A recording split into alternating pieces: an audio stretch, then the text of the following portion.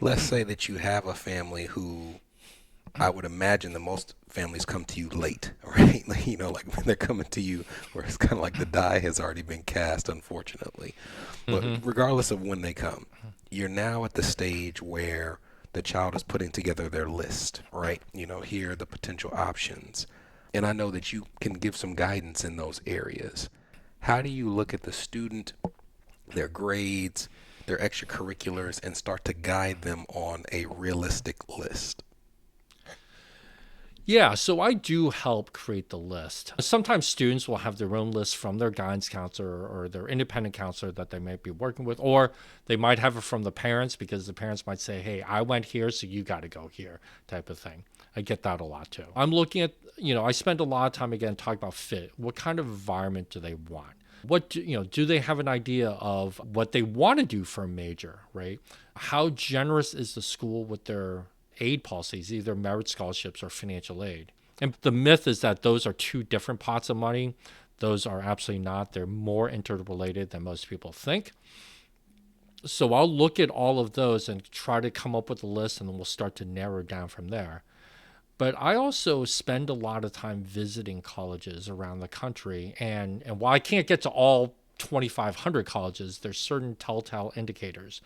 So, for example, if your student wants to study business, okay, most parents will look at like the U.S. News and World Report list or whatever ranking list, and like, oh yeah, this school has a really good business program, and it's the largest major there, whatever. Okay, I can tell you that that is a contraindicator.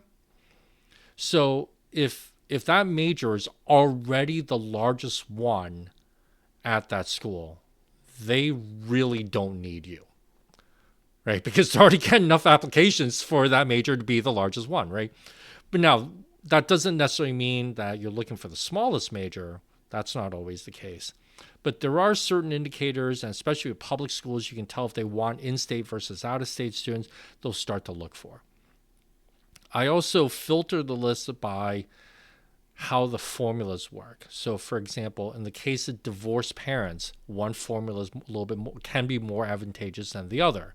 So we might filter those schools by, these schools only use this formula, right? If you have, let's say, a lot of like elder care expenses, the other formula is a little bit more friendly to that, right? So there's those nuances. So I might filter for that as well.